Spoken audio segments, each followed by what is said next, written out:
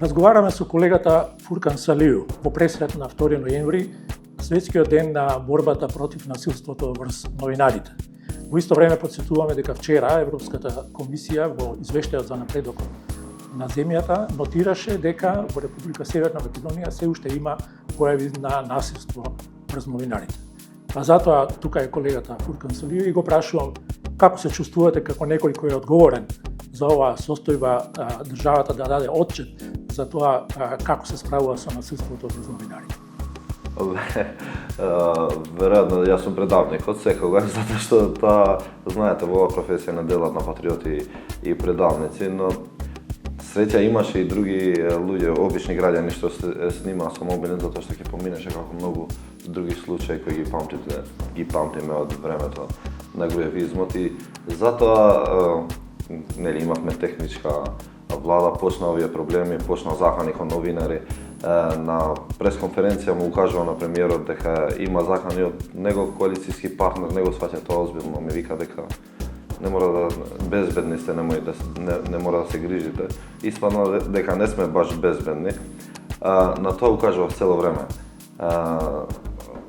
Груевски си замина, ама груевизмот тешко ќе го поразиме и така испаѓа, затоа што знаете, не е проблемот што мене ми ставија лисици и ме однесува во станица, затоа што уште и вечерта јас кажав дека знам што сум направил, дека ќе исклучам невин. Тоа се потврди и со судска одлука и со одлука на обвинителството.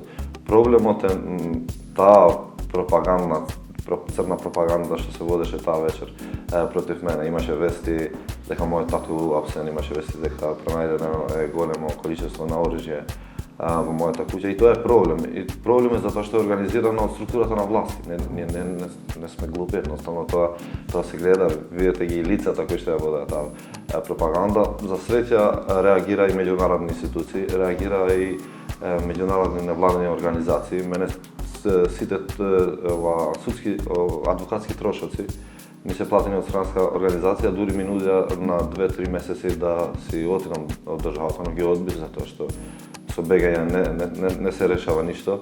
Но ете, уште пред таа влада да стане политичка, остана една црна дамка. Во меѓувреме е завршен судскиот процес околу тој случај и кажи ни го исходот околу таа работа. Судот оцени дека мојот пиштол бил правилно чуван, соодветно чуван и ми го вратија. Мојот пиштол е сега дома, што се однесува до кривичната пријава од МВР, одбиена од обвинителството.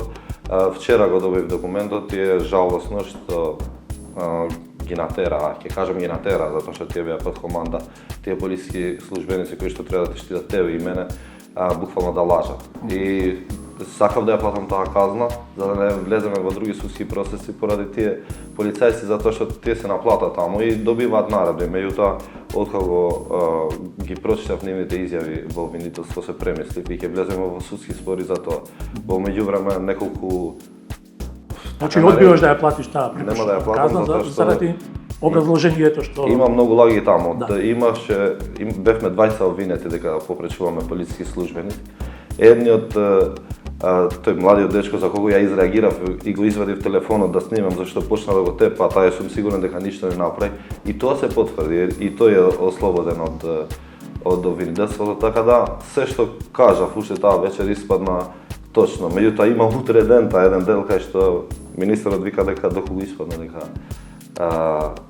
институциите доколку реша дека ја не сум направил ништо, искушам чисто и ќе се извини. 17 ден го нема најавен настан, има 2 интервјуа на 2 национални телевизии, толку.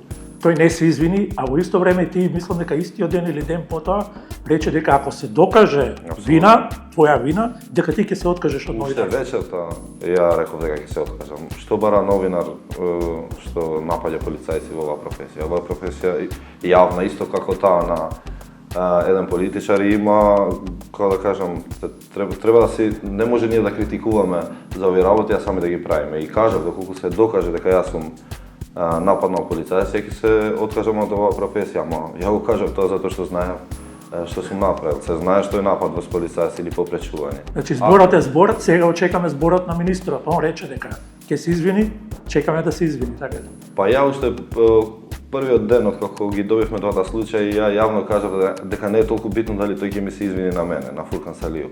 Проблемот е што имаме министер за внатрешни работи што е решен се да направи доколку тоа партијата го побара. Знаете кога дојде моето апсење, на 2 дена откако го објавивме прилогот за таа шемата на ВМРО.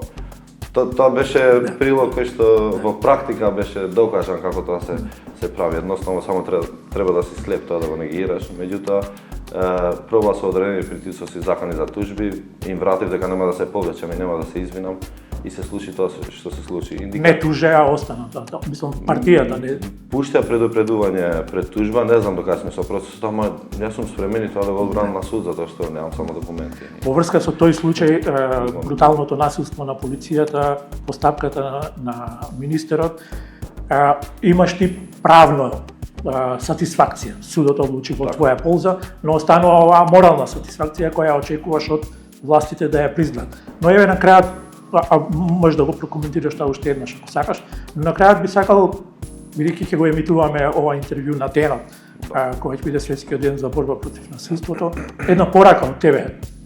Не, види, можеби, ајде, да не кажам со збор ќе му простиме, но да, јавноста можеби ќе му прости затоа што беше нов на таа позиција. Но уште вечерта ја кажав дека помина време до кога не само новинари, туку и обични луѓе се судеа на пресконференции на МВР. Се знаело дека да се постапува. Ако имаш случај, имаш докази, го носиш до обвинителство, тие покренуваат обвинение или не покренуваат, како што беше во мојот случај.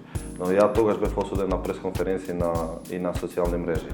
Така да треба многу да се биде предпазлив во овакви случаи. Посебно ми е жал што тоа го прави адвокат. Он се дрзна следниот ден да го протолкува и законот за оружје и да ми кажува како треба да се чува, а судот да одреди дека е чуван како што треба.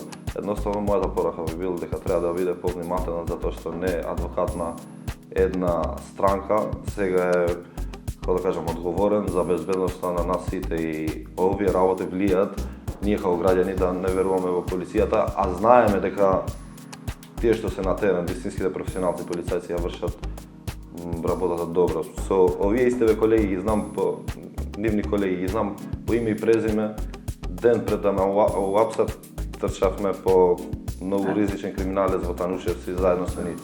Ти си ја вршеше професионалната должност. Немаше ниту еден проблем. Следниот ден истите луѓе ме апсат и се гледаше на нивните лица дека не им е се едно, меѓутоа наредби се наредби, но ваквото политизирање на институциите треба да престане еднаш за секогаш. Ако зборуваме за тоа јавно цело време, треба да го направиме и во пракса, ама вака не. Да. На крајот сакам да те прашам да не остане дилема во јавност, ако сакаш да одговориш, зошто имаш оружје? Ја веќе го објаснив тоа 100 пати. Може слободно да ја ќе ви го отворам затоа што се тоа мои лични податоци, заедно ќе одиме во Камек, често пухам. Одам, а тоа на превод беше во викенд, сабота или недела. Обично кога имам слободно време одам. И колата е приватна собственост. Не е забрането да се чува во ГПК расклопен пиштолет. Така беше најден. Не треба да поставиме прашање како ја отворија мојата кола без моје присуство, затоа што се вадеа дека е преглед. Претресе. И ние ги истите видеа што полицијата ги зема од приватен објект, ги земавме и ние. Фала 2 минути кога они ја отварат колата, ама заборавиле да извршат еден дел. Како полицајец ја вози мојата кола.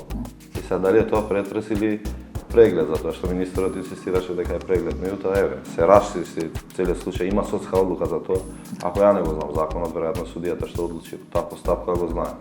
Така да мислам дека расчистивме, ама треба да расчистиме за уште еден дел. Дали министерот Тошковски е министер за внатрешни работи или е министер на ВМРО во МВР. Ти благодарам многу, ти посакувам многу успех понатаму, безбедна работа. Благодарам.